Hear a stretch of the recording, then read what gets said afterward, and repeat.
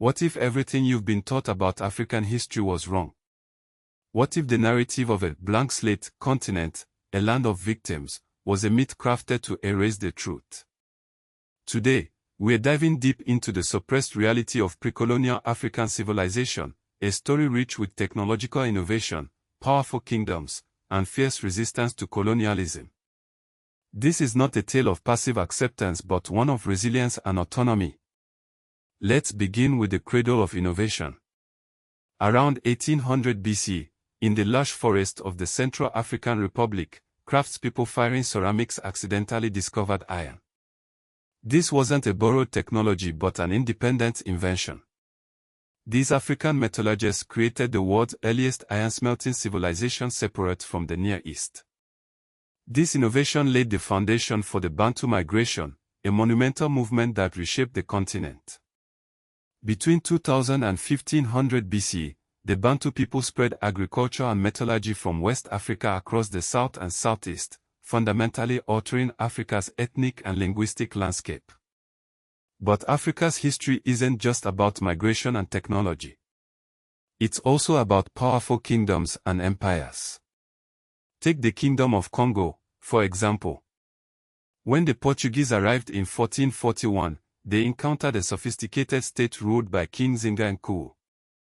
Over the next 380 years, the Kingdom of Kongo shifted from an ally to a vassal state of Portugal, a slow erosion of sovereignty rather than a sudden fall.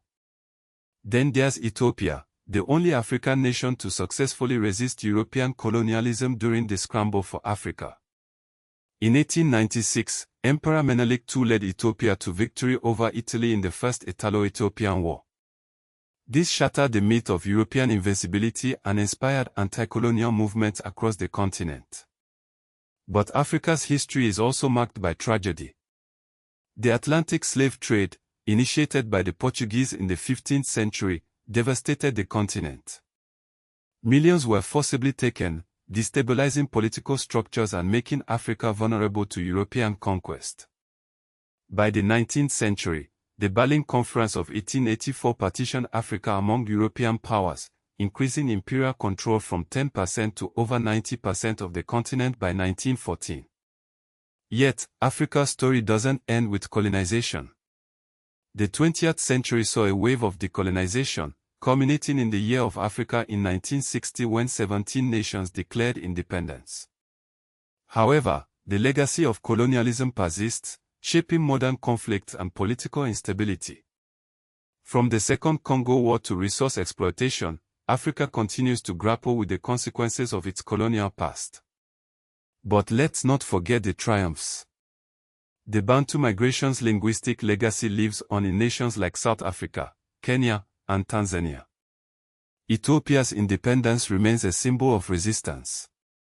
And Africa's technological innovations, like independent iron smelting, remind us of the continent's enduring ingenuity.